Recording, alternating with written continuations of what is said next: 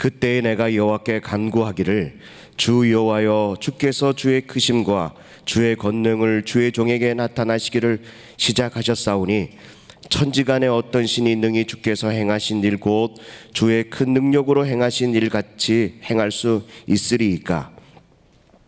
구하옵나니 나를 건너가게 하사 요단 저편에 있는 아름다운 땅 아름다운 산과 레바논을 보게 하옵소서 하되, 여호와께서 너희 때문에 내게 진노하사 내 말을 듣지 아니하고 내게 이르기를 그만해도 족하니 이 일로 다시 내게 말하지 말라. 너는 비스가 산 꼭대기에 올라가서 눈을 들어 동서남북을 바라고 내 눈으로 그 땅을 바라보라. 너는 이 요단강을 건너지 못할 것임이라. 너는 여호수아에게 명령하고 그를 담대하게 하며 그를 강하게 하라. 그는 이 백성을 거느리고 건너가서 내가 볼 땅을 그들이 기업으로 얻게 하리라 하셨느니라. 그때에 우리가 벳부올 맞은편 골짜기에 거주하였느니라. 아멘. 여러분들은 남의 실수를 또 허물을 쉽게 용서하시는 편이십니까? 아니면 조금 더 용납하지 않고 잘못은 혼나야 돼, 그런 형태의 사람이십니까? 병가지 상사라는 말이 있습니다. 실수나 잘못은 항상 있을 수 있는 일이다. 그래서 우리는 다른 사람을 위로하려고 할 때 한 번 실수는 병가지 상사야 라고 말하기도 합니다. 영국에서는 네 발 달린 말도 넘어진다 라는 말을 쓰고 있고, 우리는 원숭이도 나무에서 떨어질 때가 있다라는 속담으로 사람들을 용서하거나 위로합니다. 사람은 누구나 실수를 하기 때문에 그렇죠. 한 번이 아니라 여러 번 계속해서 반복하는 실수를 합니다. 그래도 용서해 줘라, 그래도 관용을 베풀어 줘라, 그것이 미덕이다. 우리는 그렇게 배웠습니다. 하나님은 어떠실까? 실수를 용납하는 분이실까요? 출애굽기 34장 6절로 7절을 보면 이렇게 기록되어 있습니다. 여호와께서 그의 앞으로 지나시며 선포하시되 여호와라 여호와라, 자비롭고 은혜롭고 노하기를 더디하고 인자와 진실이 많은 하나님이라. 인자를 천대까지 베풀며 악과 과실과 죄를 용서하리라.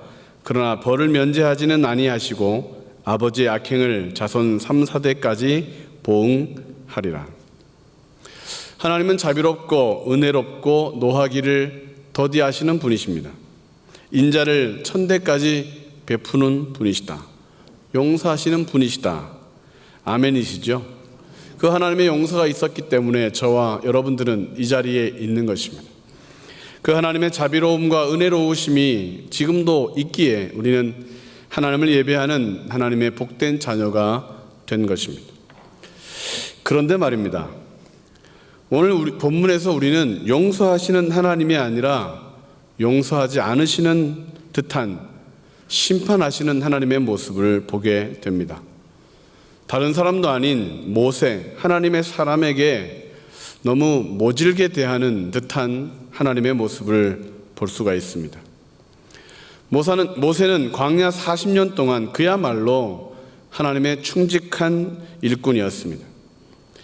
모세에게 하나님은 형벌보다는 용서를, 심판보다는 이해하고 덮어주셔야 맞는 것 같은데 반대로 행동하십니다. 더군다나 모세가 많은 것을 요구한 것도 아닙니다. 그냥 요단을 건너가게, 그 땅을 좀 밟아보게 해달라는 것 뿐인데 하나님은 그것을 거절하십니다.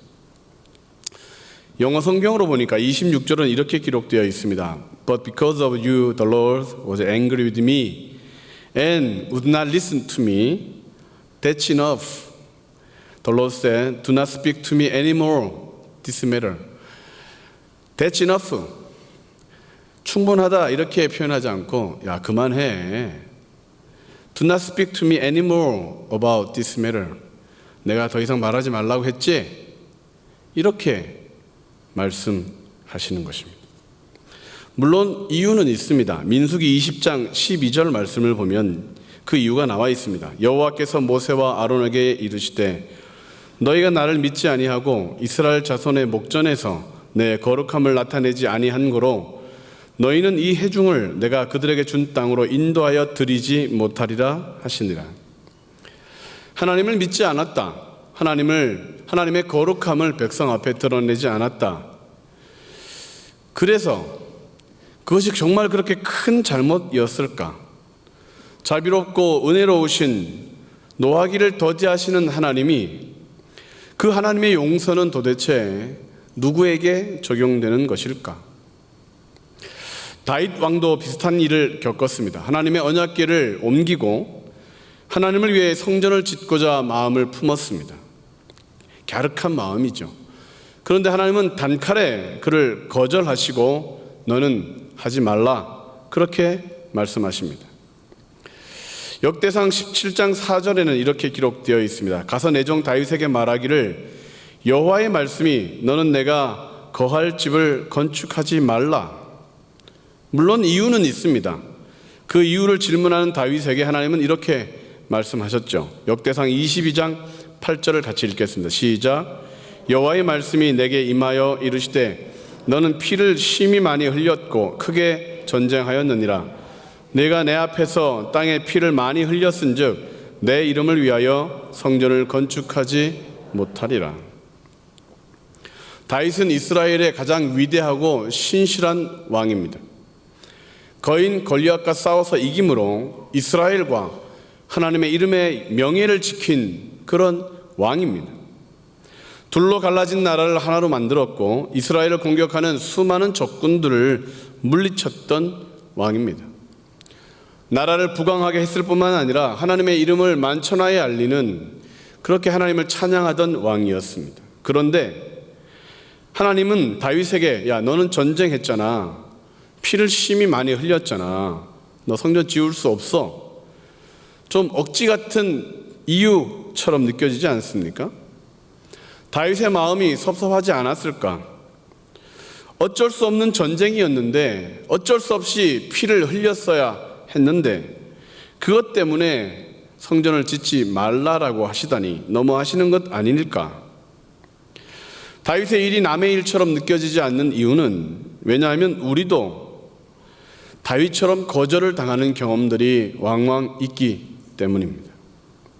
내가 뭘 그렇게 잘못했다고, 우리가 무슨 그런 니운털이 박혔다고, 왜 나에게만 이런 마음이 신앙생활하며 우리는 들기 때문입니다. 하나님은 왜 이러시는 걸까? 왜 모세의 요청을 거절하시고 다윗에게 자격 없다고 말씀하시는 걸까? 40년 동안 충실했던 모세는 딱 한 번 실수한 것인데 그것이 그렇게 큰 죄인가? 하나님은 왜 모세와 다윗의 요청과 열정을 거절하신 것일까요? 성경을 읽다 보면 실패로 마치는 인생, 중간에 타락하게 되는 사람들을 많이 보게 됩니다. 마치 마라톤 주자가 결승선을 앞에 두고 달리지 못하고 넘어져 실격하게 되는 것처럼 그렇게 실패하는 사람들이 참 많습니다. 일생 동안 하나님과 동행했다가 넘어진 사람들을 보노라면 우리는 불안한 마음이 듭니다. 나도 저럴 수 있지. 위대한 사람도 넘어지는데 우리는 더 부족하고 더 연약해서 실패할 가능성이 많은데 과연 끝까지 성공할 수 있을까? 이런 의구심이 들기도 합니다. 늘 유혹에 흔들리고 여전히 우리는 시험에 빠지는데 하나님의 기준에 도달할 수 있을까? 이런 생각이 듭니다. 여러분 실수 안 할 자신이 있으십니까? 그래서 더욱 오늘의 본문은 안타까운 마음이 듭니다. 나로 건너가게 하소서. 안 돼. That's enough. 그만해. Do not speak anymore. 내가 그만하라고 했지. 그렇게 말씀하시는 하나님의 모습이 낯설고 무섭기까지 하는 것이죠. 40년 동안 불평하고 원망하는 이스라엘 백성들을 잘 인도했던 위대한 지도자였는데 사람들 중에 가장 온유하다고 칭찬도 받았었던 모세였는데 자기 뜻대로 하려고 하는 것도 아니고 말씀을 따라 행하려다 실수한 것인데 마지막 해, 마지막 그 때에 그 코앞에 두고 넘어진 것인데, 그 내용을 보면서 우리는 안타까운 마음을 갖게 됩니다. 왜 하나님은 모세의 청을 거절하셨을까? 그리고 그분은 그 말씀을 통하여 우리에게 무엇을 말씀하고자 하시는 것일까? 첫 번째로, 모세는 왜 실패했고 하나님께서는 왜 모세의 청을 거절하셨던 것일까요? 그것은 말씀에 순종한 듯 했지만 하나님의 말씀대로 행하지 않았기 때문입니다. 시작. 말씀에 순종한 듯 했지만 하나님의 말씀대로 행하지 않았기 때문입니다. 거절하셨던 이유는 말씀대로 행하지 않았기 때문이다. 민수기 20장 7절로 11절까지 말씀을 같이 읽으실 텐데, 읽으면서 왜 어떤 부분에서 말씀대로 행하지 않았는지를 한번 살펴보시기 바랍니다. 7절부터 11절까지 같이 읽겠습니다. 여호와께서 모세에게 말씀하여 이르시되, 지팡이를 가지고 내 형 아론과 함께 회중을 모으고 그들의 목전에서 너희는 반석에게 명령하여 물을 내라 하라. 네가 그 반석이 물을 내게 하여 회중과 그들의 짐승에게 마시게 할지니라. 여기까지가 명령입니다. 9절. 모세가 그 명령대로 여호와 앞에서 지팡이를 잡으니라. 모세와 아론이 회중을 그 반석 앞에 모으고 모세가 그들에게 이르되, 반역한 너희여 들으라. 우리가 너희를 위하여 이 반석에서 물을 내랴 하고, 모세가 그의 손을 들어 그의 지팡이로 반석을 2번 치니 물이 많이 솟아나오므로 회중과 그들의 짐승이 마시니라. 하나님은 늘 우리들을 말씀으로 인도하십니다. 말씀을 통해 가르치시고 분명한 뜻을 밝혀주십니다. 그래서 그 말씀대로 살면 살 길이 열리고, 순종하면 슬픔의 인생이 기쁨의 인생으로 변화되게 됩니다. 부족하던 삶도 풍성함을 경험하게 됩니다. 그래서 시편 기자는 119편 105절에 주의 말씀은 내 발의 등이요 내 길에 빛이시나이다 라고 고백하는 것이죠. 모세는 말씀대로 명령대로 백성에게 물을 주는 것처럼 보였는데 아니었습니다. 비슷해 보이지만 달랐습니다. 회중을 모으라 하셨지 회중을 꾸짖으라 하지 않으셨습니다. 반석에게 명령하여 물을 내라 하셨지 반석을 2번이나 매우 치라 하지 않으셨습니다. 반석이 물을 내는 것이지 모세가 반석으로부터 물을 끌어내는 것이 아니었습니다. 하나님의 말씀대로 살면 반드시 복인데 왜 우리에게 복이 없느냐? 말씀대로 행하지 않아서 그렇습니다. 내 생각대로 말씀을 조금씩 바꾸기 때문에 실패하는 것입니다. 하나님의 말씀대로 살면 반드시 승리하게 되는데 왜 승리가 없느냐? 신뢰하지 못하기 때문에 그렇습니다. 조금 순종하다가 포기하기 때문에 결국 안 되는 것입니다. 겉으로는 말씀을 잘 알고 말씀대로 사는 것 같은데 조금씩 틀려버리니까 뭔가 이상한 부분이 생겨서 그래서 기적이 없는 것입니다. 주일임에도 불구하고 온전한 예배를 드리지 못하는 이유는 할 일이 많다고 생각해서, 교회에서도 기도하지 못하는 이유는 뭐냐 하면 내가 해야 될 일이 많다고 딴 생각하기 때문에, 이것하고 저것도 해야 돼서 예배 시간이지만 피곤하고 졸게 되는 것이죠. 하나님께 맡기지 못하면 우리의 예배는 하나님께 온전히 드려지지 못합니다. 모세가 지팡이로 반석을 2번 친 것은 하나님을 믿지 아니하였던 그의 마음의 상태였습니다. 지팡이로 반석을 치는 것은 하나님보다 어쩌면 지팡이를 더 의지하는 것이었을 수 있습니다. 자신의 힘을 더 의지했을 수도 있습니다. 우리는 하나님의 말씀을 다 안다고 생각합니다. 그래서 말씀을 중요하게 여기지 않습니다. 주일학교 때 다 배웠기 때문에 아이들에게만 신기한 말씀이지 좀 유치하다고 논리에 맞지 않다고 여깁니다. 어른이 되어서 예배를 매주 드려서 말씀은 그 말씀이 그 말씀이야라고 생각하기 때문에 우리는 별로 기대함이 없습니다. 그것은 착각이다. 하나님의 뜻을 다 안다고 생각하는 것은 우리의 실패의 원인입니다. 제대로 들어야 되는데, 두 번째까지 그 말씀을 똑똑히 들어야 되는데 우리는 듣지 못합니다. 하는 건지 마는 건지, 믿는 건지 마는 건지 미지근한 모습으로 세상을 살아가고 있기 때문에 믿는 사람과 믿지 않는 사람의 차이가 없는 것입니다. 우리만 그런 것이 아닙니다. 모세도 무려 40년 동안 하나님과 친밀하게 대화를 나눴던 사람이었습니다.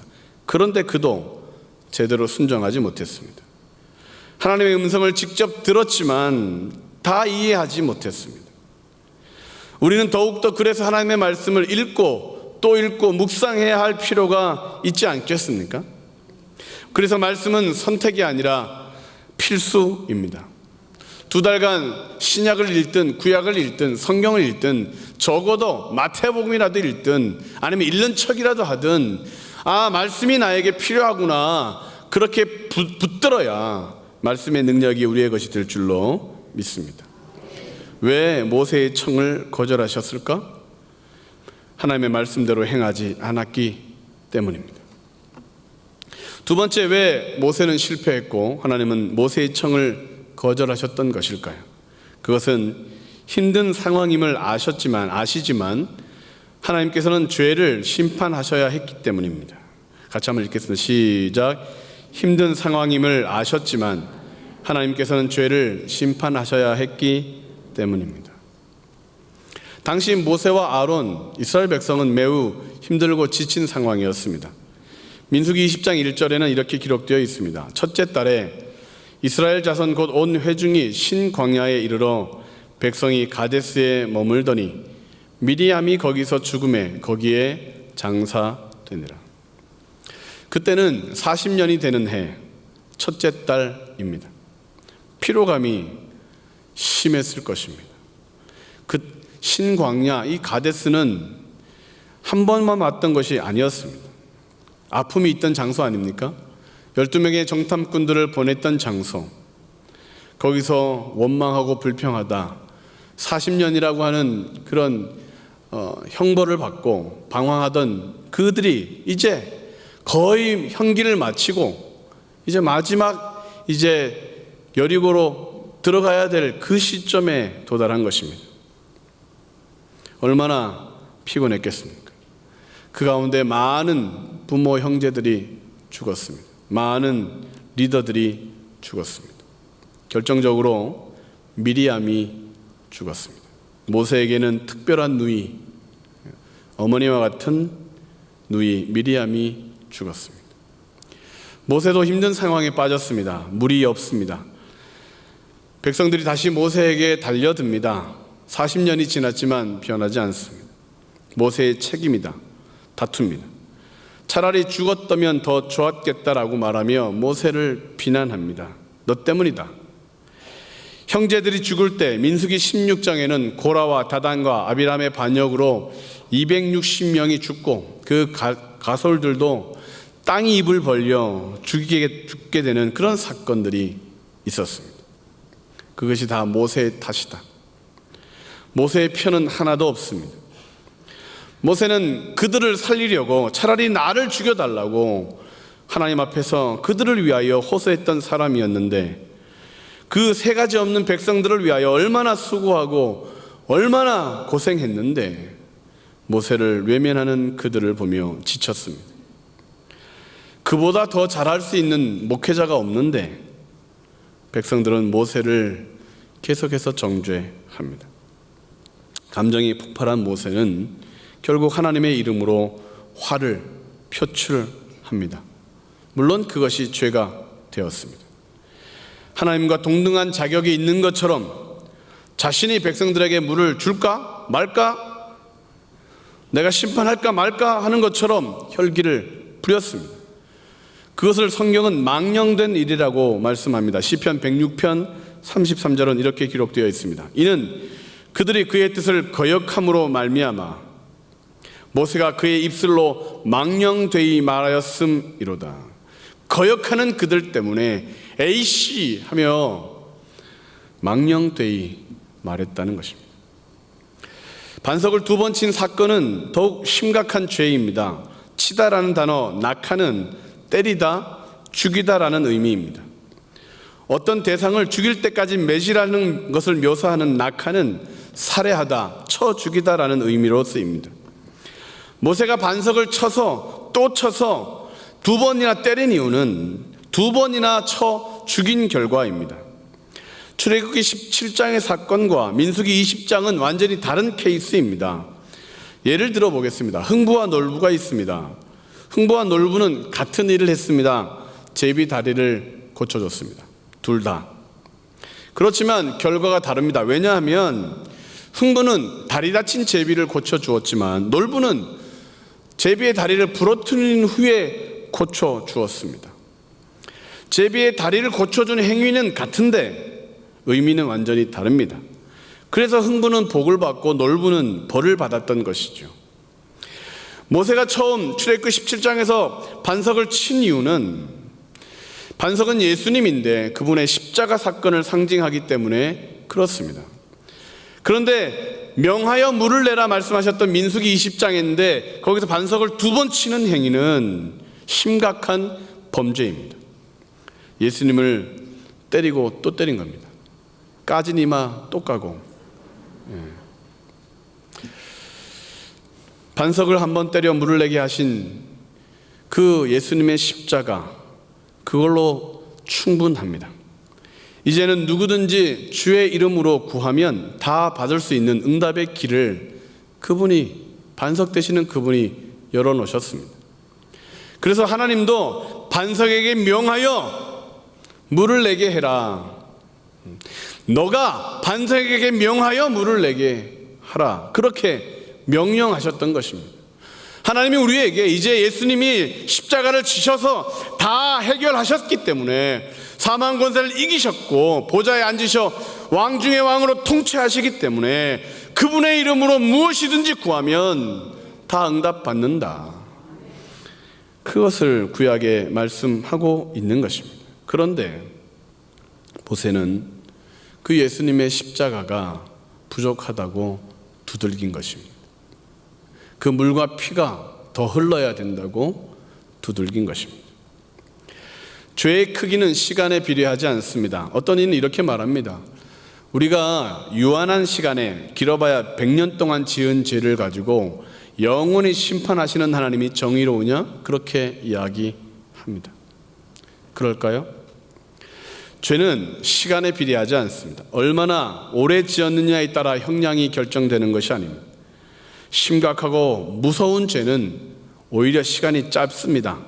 살인죄는 순식간에 일어납니다. 몇 초로 무기징역, 사형에 처해지는 죄가 살인죄입니다. 모세는 하나님을 욕보였고 십자가 예수님을 다시 못 박은 그런 죄를 범한 것입니다. 반석 되시는 하나님을 조롱하였고 마치 자신의 능력이 물을 내는 것이라고 하나님의 것을 훔쳤습니다. 모세의 행동에는 신학적인 죄가 있습니다. 모세의 분노에는 육체적인 교만의 죄가 있었습니다. 그의 말 속에는 백성을 저주하고 정죄하는 그런 악한 죄가 있었습니다.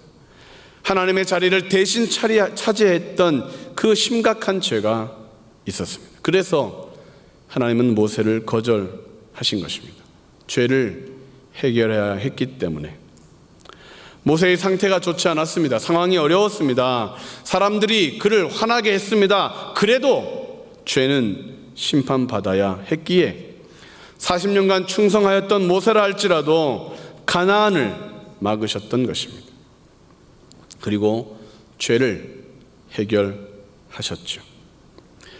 우리도 마찬가지입니다. 고난이 끝나지 않고 있다면, 여전히 아프시다면 그러면 죄를 살펴봐야 합니다. 회개하고 자복해야 회복이 시작됩니다.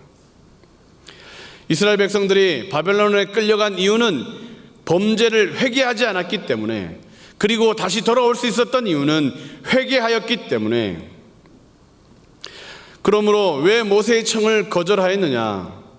하나님은 그 죄를 해결하여야 하셨기 때문입니다. 우리의 죄를 해결하기를 원하십니다. 마지막으로 모세를 왜 거절하셨느냐? 왜 모세의 청을 하나님 들어주시지 않으셨느냐? 그것은 거절로 끝난 줄 알았겠지만 하나님께는 더 나은 계획이 있었기 때문입니다. 시작. 거절로 끝난 줄 알았겠지만 하나님께는 더 나은 계획이 있었기 때문입니다. 신명기서 마지막 장인 34장 4절에서도 하나님은 모세의 청을 마지막으로 또 거절하십니다. 4절 한번 같이 읽겠습니다. 여호와께서 그에게 이르시되 이는 내가 아브라함과 이삭과 야곱에게 맹세하여 그의 후손에게 주리라 한 땅이라. 내가 내 눈으로 보게 하였거니와 너는 그리로 건너가지 못하리라 하시매 이에 여호와의 종 모세가 여호와의 말씀대로 모압 땅에서 죽어. 어떤 생각이 드십니까? 철저하시구나. 안 봐주시는구나. 그러나 다시 생각해 보면 그 땅을 보게 해 주십니다. 저 땅이야. 모세의 청을 거절하긴 하셨지만 모세 자체를 거부하지는 않으셨습니다. 그 죄를 철저하게 징계하시긴 하시지만 버리지 않으십니다. 서운할 수 있습니다. 그러나 돌아보면 하나님의 은혜가 더 컸다는 사실을 모세는 기억했을 것입니다. 태어나자마자 모두 죽을 때 3개월 된 모세를 하나님은 지켜주셨습니다. 40세에 살인을 행했을 때도 그를 광야로 보내 살려주셨습니다. 광야 40년 동안도 병들지 않게, 사고당하지 않게 지켜주셨습니다. 이스라엘 백성들을 40년간 이끌 때에 모세가 말하고 기도하면 다 들어주셨습니다. 430만 명이 왜 굶어 죽지 않았느냐, 목말라 죽지 않았느냐, 모세의 기도를 들으시고 그의 인도하심을 하나님은 허락해 주셨습니다. 모세의 죄가 심각했지만 하나님은 모세의 마지막까지도, 그의 시체까지도 지켜주셨습니다. 120살이 되었을 때 그는 기력이 쇠하지 않았다고 하나님이 보호해 주셨음을 증거했습니다. 그것이 전부였느냐? 그 땅을 들어가지 못하였지만 전부였느냐? 은혜가 끝났느냐? 그렇지 않습니다. 모세의 그 나로 건너가게 하소서라는 이 기도를 하나님은 기억하고 계셨다가 들어주셨습니다. 신약에 오면 예수님이 변화산 다볼산으로 올라간 사건이 있습니다. 갈릴리 호수 서쪽으로 한 18km 떨어진 가나안 안에 있는 땅입니다. 제자들 3명을 이끌고 그 산에 올라가셨는데 제자들이 한 일은 없습니다. 마태복음 16장 27절 28절 말씀을 같이 한번 읽겠습니다. 인자가 아버지의 영광으로 그 천사들과 함께 오리니 그때 각 사람이 행한 대로 갚으리라. 진실로 너희에게 이르노니 여기 서 있는 사람 중에 죽기 전에 인자가 그 왕권을 가지고 오는 것을 볼 자들도 있느니라 말씀하셨고, 왕권을 가지고 오는 그 모습을 제자들에게 보여주시고자 산에 오르셨습니다. 마태복음 17장 1절부터 3절까지를 읽겠습니다.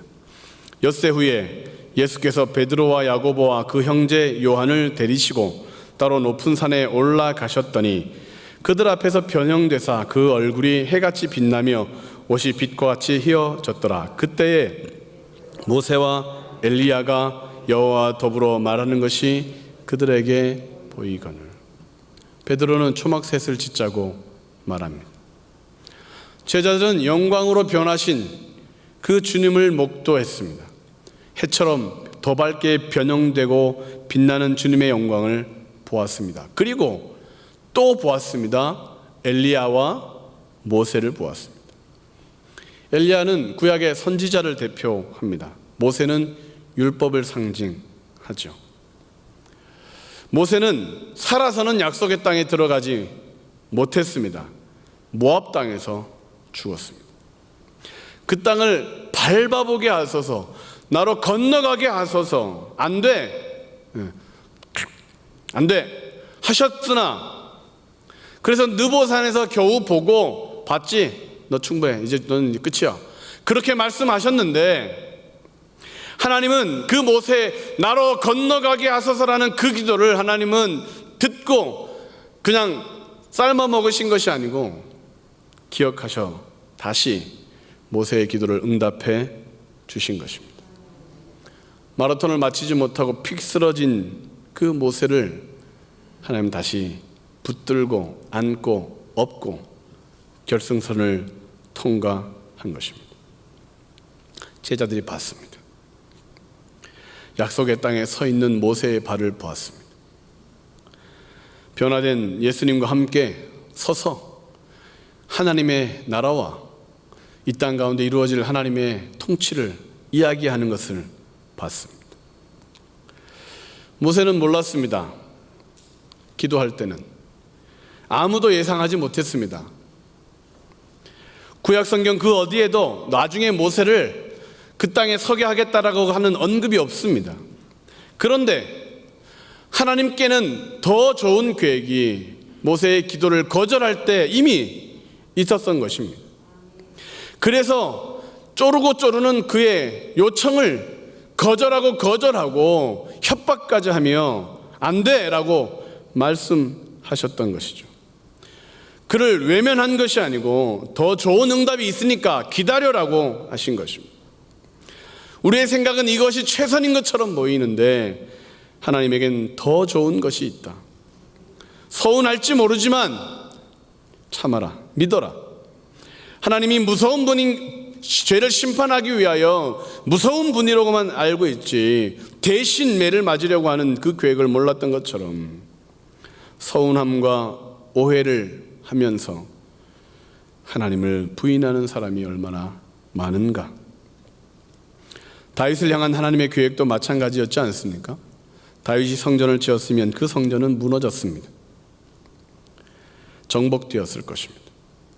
그러나 하나님이 다윗에게 지어준 성전은 영원히 무너지지 않는 다윗의 후손 메시아의 왕국 성전이었습니다. 하나님의 거절은 사랑이고 그래서 축복입니다. 외면하시는 것이 아니라 더 좋게 하시려고 참게 하시는 것이다. 멸망시키려고 하시는 것이 아니라 더 성공하게 하려고 인내하게 하시는 것이다. 세상 사람들은 야, 한 번 실수는 병가지 상사야, 겨우 위로하고 엎어진 물 다시 못 담으니까 그냥 괜찮아, 그 정도 말로 위로하겠지만 하나님은 엎어진 물보다 더 좋은 것들을 다시 회복시켜 주시는 것이죠. 병가지 상사가 아니라 그 죄 때문에 우리는 하나님의 자녀가 되었습니다.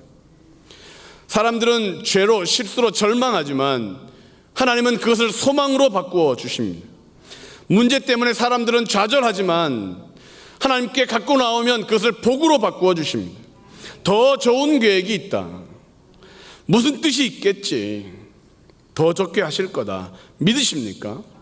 하나님은 절대 우리를 망하게 하지 않습니다. 약속을 깨트리지 않습니다. 계획이 있으시다. 나이 많은 어르신이 이런 얘기를 합니다. 오래 살고 보니 뭐가 좋은 것이고 뭐가 나쁜지 모르겠다. 요즘 잘 먹는 것이 좋은 것인지 옛날 못 먹던 때가 좋았던 것인지 모르겠다. 지금 많이 먹어서 병든 건데 많이 먹는 게 좋은 건지 적게 먹는 것이 좋은 건지 나이 들어보니까 모르겠다. 하나님께 매를 맞는 것은 세상에서는 나쁜 것이라고 말하는데 좋은 것이었습니다. 우리를 살렸잖아요.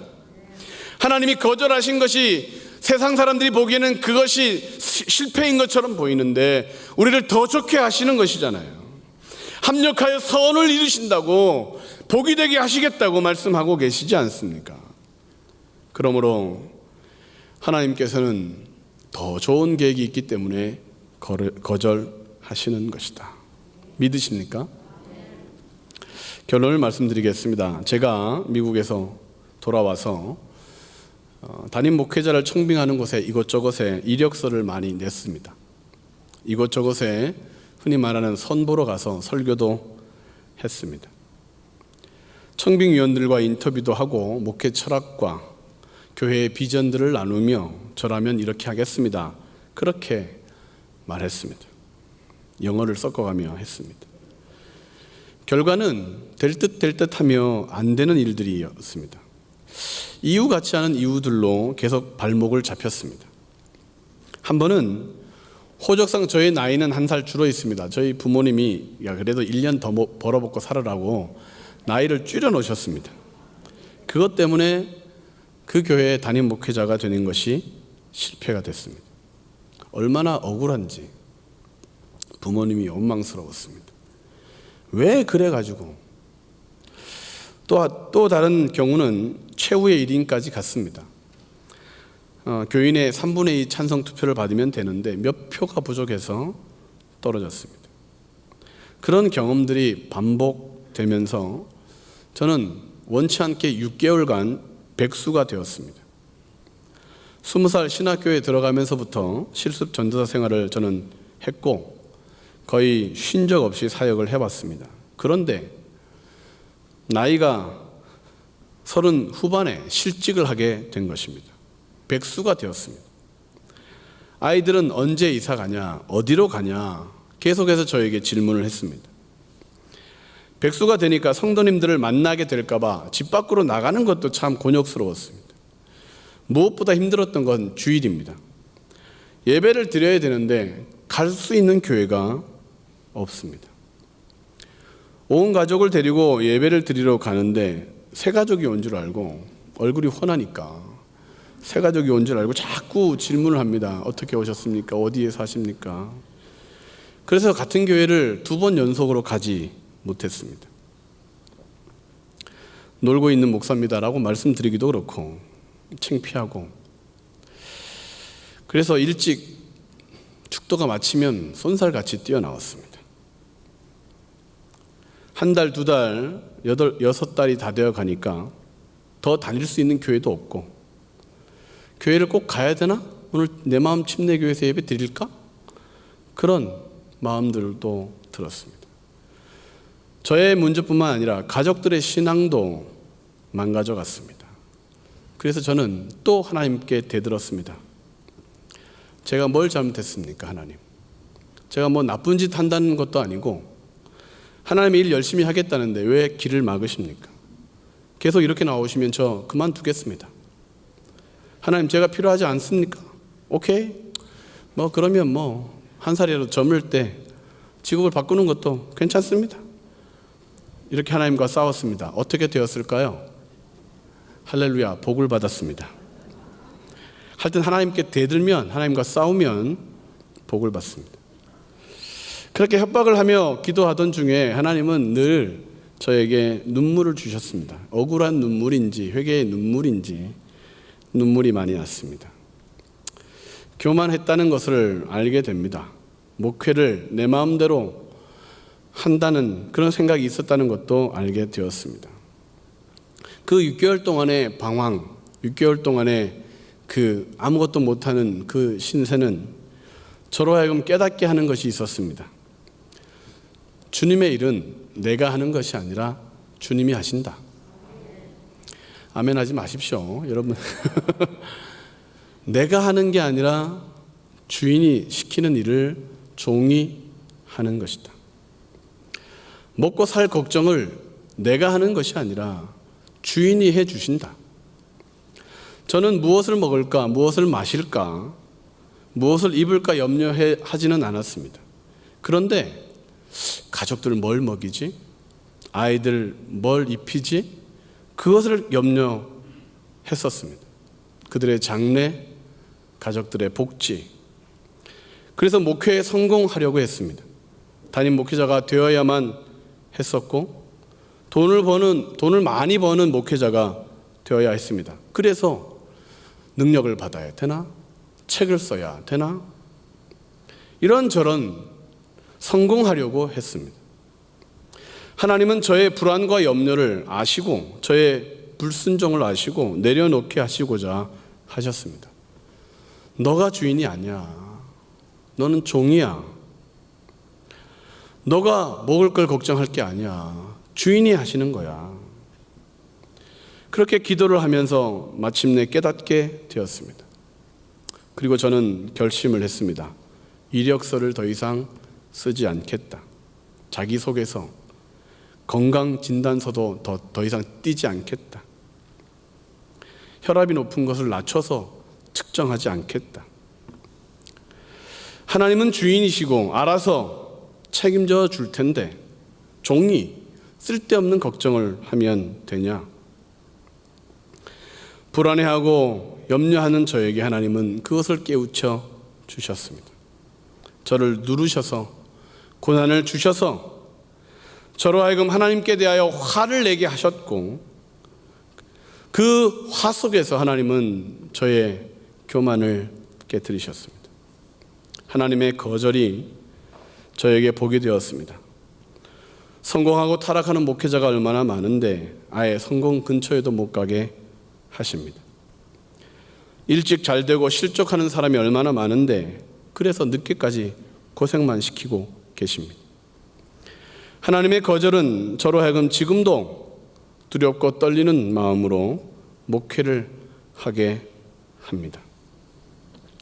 제가 병들거나 사고가 나거나 가족을 먼저 떠나게 되는 일이 있어도 이제는 걱정하지 않습니다. 내가 책임져야 될 부분이 아니니까. 하나님께서 그들의 하나님이 되시고 그들의 부모가 되셔서 돌보아 주실 것이기 때문에 그렇습니다. 모세는 가나안 땅에 들어가지 못했지만 하나님은 그를 실패자로 만들지 않으셨습니다. 약속의 땅에 서게 하셨습니다. 예수님과 함께 서게 하셨습니다. 사람들에게만 인정받는 존재가 아니라 천사들과 하나님 앞에서도 칭찬받는 존재로 삼아 주셨습니다. 고생하고 있는 우리를 향한 하나님의 계획도 마찬가지입니다. 더 좋은 계획이 있으심을 믿으십니까? 믿음을 포기하지 말아야 합니다. 더 복된 인도하심이 있음을 믿는다면 인내하셔야 합니다. 여러분들과 같이 불러보고 싶은 찬양이 있습니다. 제가 가장 힘들어할 때 많이 불렀던 찬양입니다. 나를 지으신 이가 하나님, 나를 부르신 이가 하나님, 나를 보내신 이도 하나님, 나의 나된 것은 다 하나님의 은혜라. 한량 없는 은혜, 갚을 길 없는 은혜, 내 삶을 내어싸고 있는 하나님의 은혜. 우리 같이 한번 찬양하시겠습니다.